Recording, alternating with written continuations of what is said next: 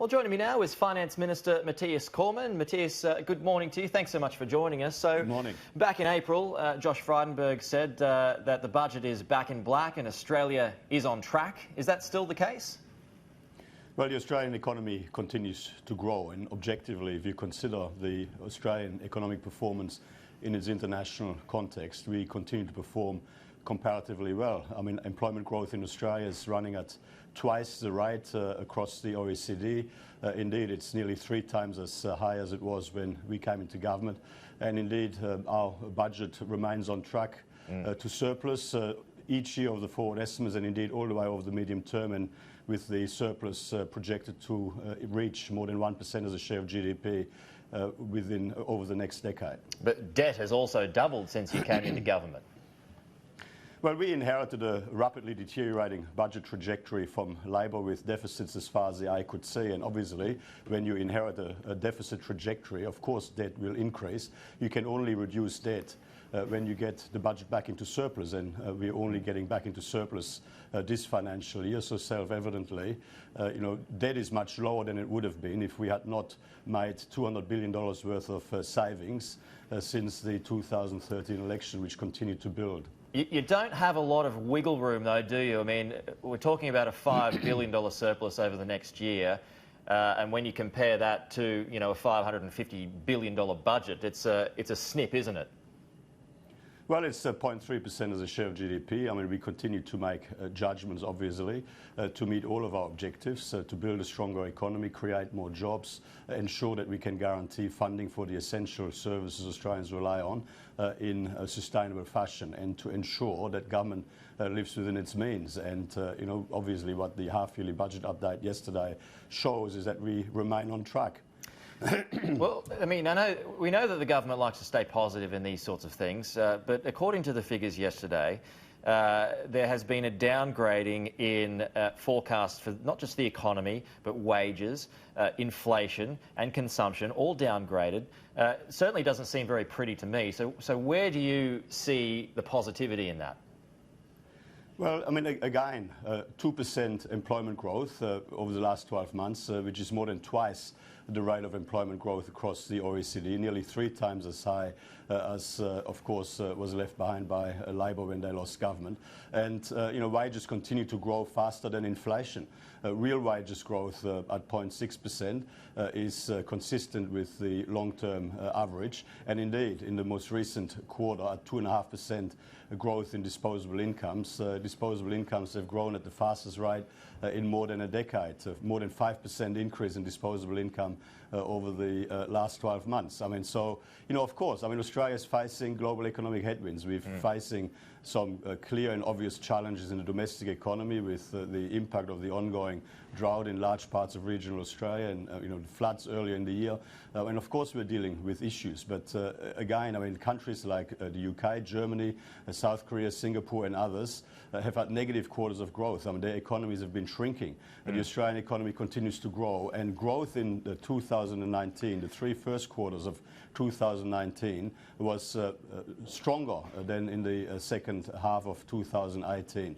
So, I mean, our outlook is quietly optimistic, and obviously some of the international issues that, have weighed down global economic growth, like the US-China trade tension, like Brexit and the uncertainty around Brexit, obviously are now heading in the right direction. There's certainty now around the way forward for Brexit, and some of the developments between the US and China in terms of resolving their trade tensions have also been very encouraging. Yeah, I mean, you're right, they are heading in the right direction, but they're not completely there yet, especially when it comes to that US-China trade war, and some of those problems that you also spoke about being, the bushfires out there, the drought as well. There's not going to be any significant rainfall until April next year. So, I mean, MyEFO referred to a $22 billion write-down when it comes to the surplus. What makes you think that that might not be written down even further, bearing in mind that those problems could even get worse?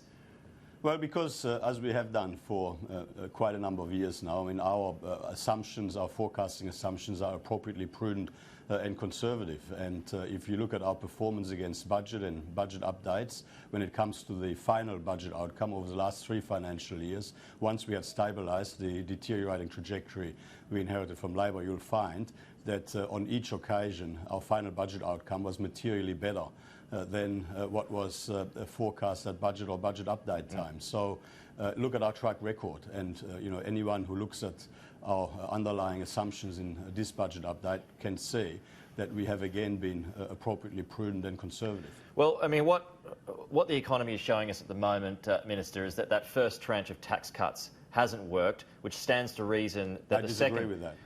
Well, it hasn't worked because the economy is not growing. I disagree with that. How so?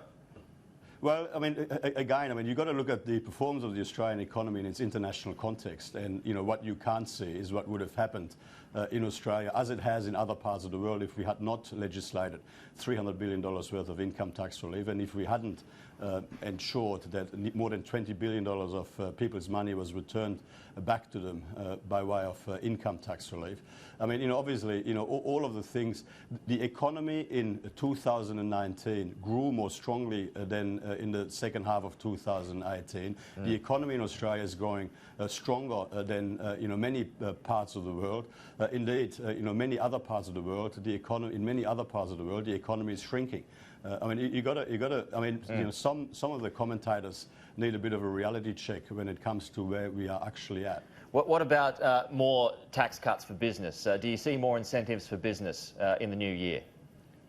Well, obviously we're always looking at ensuring that our policy settings make us internationally as competitive as possible, help us build a stronger, more prosperous economy where all Australians have the best possible opportunity to get ahead. Yesterday, we released our half-yearly budget update. Obviously, the next budget, the 2020-21 budget, will be delivered on the second Tuesday in May. I'm not going to be in a position to do that for you today, but we will continue to review the economic data, all of the information in front of us, and we'll make judgments on what is desirable and what is achievable given the fiscal environment that we're in. So what options are you looking at? You said you might be looking at some options. Can you let us know what some of those options are?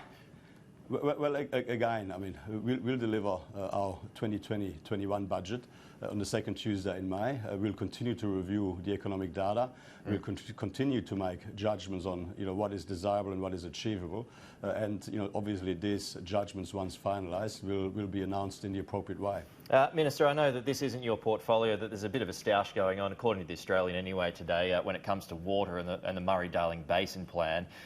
Jim Chalmers just came from Canberra. He said that the coalition's made a mess of water policy, that there's no plan in place. Do you have a response to that, talking about how talks might collapse? Well, Jim Chalmers, whatever he comments on, he's obviously known for his, hysterical, hyperventilating commentary on anything and everything. So I wouldn't take too much notice of what Jim Chalmers has to say. Obviously, David Littleproud will continue to work with all of the states, all of the relevant states in relation to these issues constructively. The Commonwealth doesn't have any unilateral powers in this space. We can only make progress by working cooperatively together. There's obviously, there are particular issues for, basin communities to work through. And let's just see how the meeting goes today. I mean, I understand that the dinner last night was, very constructive. I mean, some of these issues are, obviously difficult to work through because there are different perspectives depending on which part of, the, river and which state you're in.